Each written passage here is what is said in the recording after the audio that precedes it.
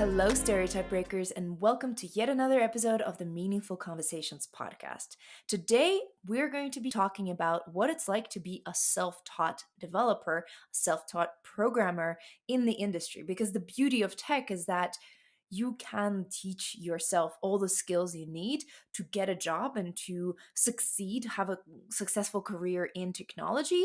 However, sometimes it's easier said than done. So, my guests today have all been there and done that and now work in technology after teaching themselves how to code.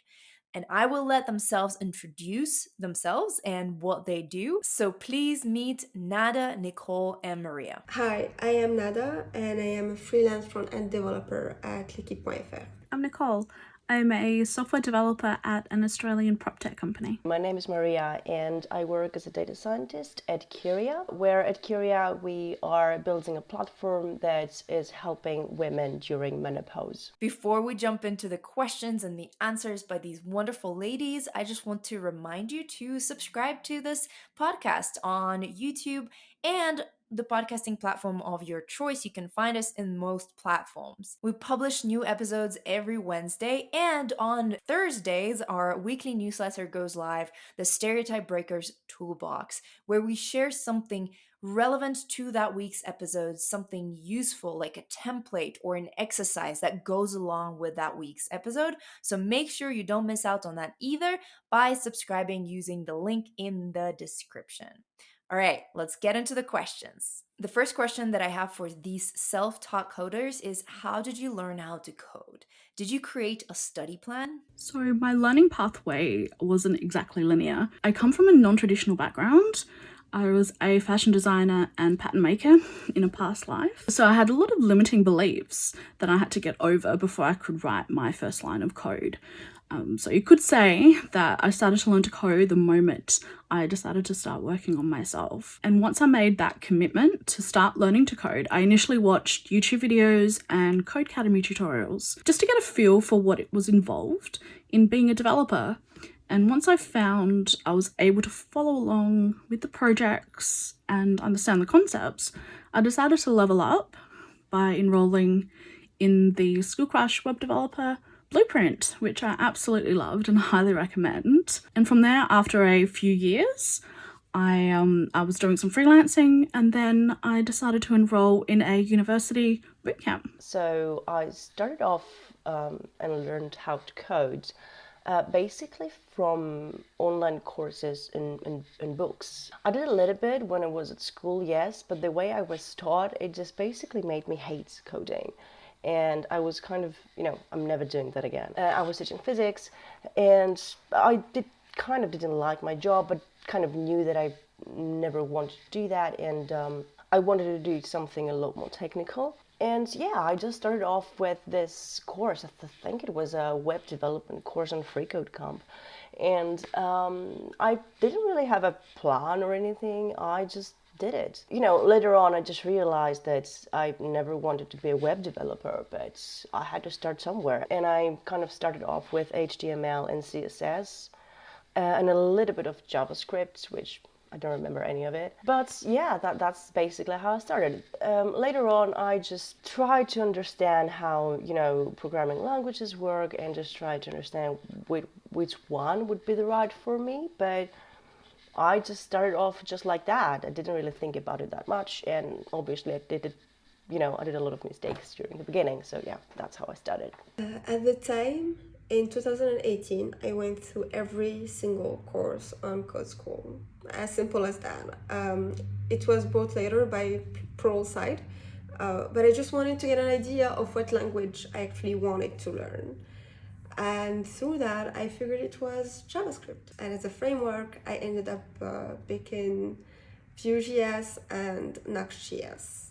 And then simply took a few more courses on Udemy. But this was more like an introduction, of course, because the reality is that most of my learning took place when I was working on one project after the other, while at the same time writing technical articles on subject I just learned or I was trying to understand. And honestly, I am still learning to this day, and it's I think it's only been like 4 years. So everyone's learning path is different, and the worst thing you can do is to compare yourself to somebody else. And so my study path really was learning JavaScript inside and out, and that was in my own time as well as through the curriculum in the bootcamp. What would you do differently if you had to do it all over again? I think the thing that I would do differently is to basically, while I was learning how to code, to also do my research in the same time and basically speak with people. When I started off, I didn't really had many people that were doing this, and I was kind of alone in the whole process.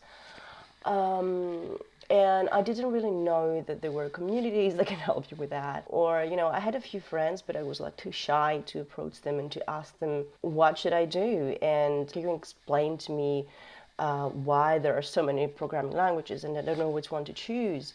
And, generally I kind of guess I needed to speak to other people first to understand not why I needed to learn how to code and why I needed to learn this particular language, but where I would be using it and if the actual job would be the one that I wanted to do. And I would probably create a study plan. I didn't have any of it in the beginning. I was just randomly doing stuff and learning about stuff. I would probably go to people. I would approach people from the beginning to understand all the different disciplines that are in the tech industry, which are a lot. And yeah, I probably have a better study plan. I've never thought of this question, actually, because I simply tried to do my best. But from the top of my head, maybe do more open source projects before I was working full time and when I had some time on my hands. Hindsight is such a beautiful thing. I definitely would have started learning to code a lot earlier, because it actually took me 2 years from having the idea to learn to code to actually writing my first line of code, because it felt so unattainable and such a far-fetched idea for myself at that moment in time in my life. So I would have done a couple of things differently. I would have broken down the pathway from where I was to where I wanted to go into bite-sized pieces. It wouldn't have felt so overwhelming then, and it definitely would have shortened the gestational period from that initial thought of wanting to code to getting a job as a developer. That's why I'm such an advocate for slow and steady wins in the end. Because let's be real here, learning to code, it's not an easy thing to do, let alone being self-taught and doing it on your own. What I would also do differently is I'd work on bite-sized quick wins just to give me that confidence that, you know what, I've actually got this. I'm doing okay. And building projects earlier and building a community, not even building, but being part of a community would have been so valuable, because learning to code on your own is tough. And if you don't have anybody in your immediate orbit that is in the industry, it can be lonely. Let's be real. What would you recommend for someone who is creating their own study plan when it comes to learning how to code? When it comes to learning how to code, I would recommend for someone who is creating their own study plan to be aware that you will have to adapt it throughout your learning journey. For instance, you learn about JavaScript and come across the notion of bundling. At that point, you should add Webpack to your study plan. At the same time, it doesn't mean always adding courses.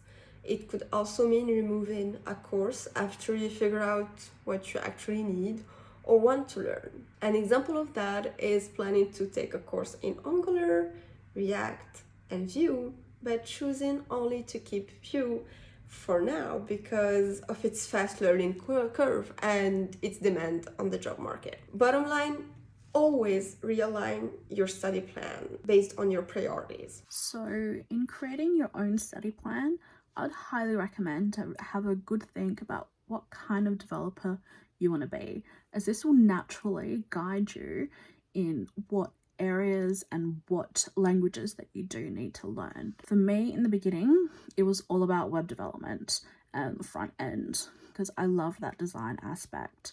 And CSS actually came naturally to me. It wasn't until I saw the progress that I made along this pathway, I then could have the confidence to sort of take it that one step further. and that's when I enrolled in the university bootcamp. There I learned a lot of back-end programming and the MERN stack, which I absolutely loved. I felt like it was a full 360 degree look at the software development and tech industry. It's actually really important to know your outcome as well, because the range of courses available and pathways you can take is so vast. To be honest, you can almost psych yourself out unless you do know the specific type of developer you want to be. Have a think about where you want your coding skills to take you. I mean, you've got freelancing and web development. I can speak of that because that's what I did.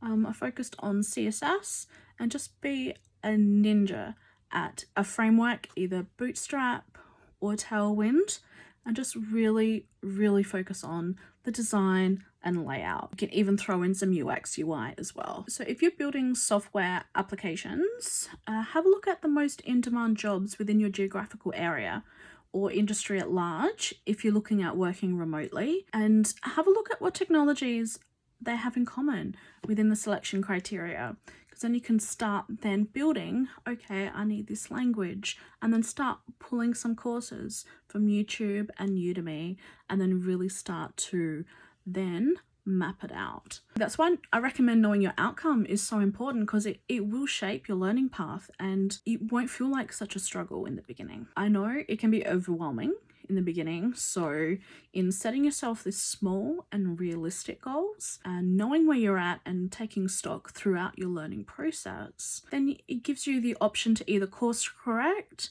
or keep moving forward. I think that for someone that tries to create their own study plan, having like small goals is very important. When I started doing this, when I started to create study plans, I was like, yeah, I'm gonna be like an expert in this programming language like in 2 months from now. Yeah, that's not gonna work. I think better have small projects for each one of your milestones, rather than, I don't know, check every box of the theory, because at the end of the day, you're going to be working on projects, on hands-on stuff. So, and not on theory. You have to understand the theory, of course. Just do a hands-on work. This is a practical work. Make your study plan. Don't overdo it. Set small goals, and for each one of your milestones, just have a small project to complete, which is going to be really hands-on and applies all the theory that you've learned along the way. And the final question is, what are your 3 main tips for people starting to learn how to code? Okay, so my tips actually have nothing to do with coding itself. This may be surprising, but they all helped shape my learning pathway and also my road to code, as I say. So the first one is know your why, and to tie something that holds a real emotional connection to you, because trust me, there will be many times where you question why you're doing it. Is it worth it? And unless you have that burning reason, it'll be easy to just leave it and move on to something else. The second one, and was really major for me, is to believe in yourself, because coding is tough and it takes commitment and mental strength to stay the course. So if you can't get your head around a concept, your app keeps crashing and you don't know why, it's in those moments when you really become a developer. Because at the end of the day, thinking like a programmer is all about how to solve a problem. Tech moves really fast and there's always something new to learn. And if you don't give yourself grace in these moments, you're not going to give yourself the opportunity to see where your new skills can take you. I would say the first one is definitely patience. Writing code can be really frustrating if your code doesn't really run and you don't really know what you did wrong and you cannot find the answer anywhere online.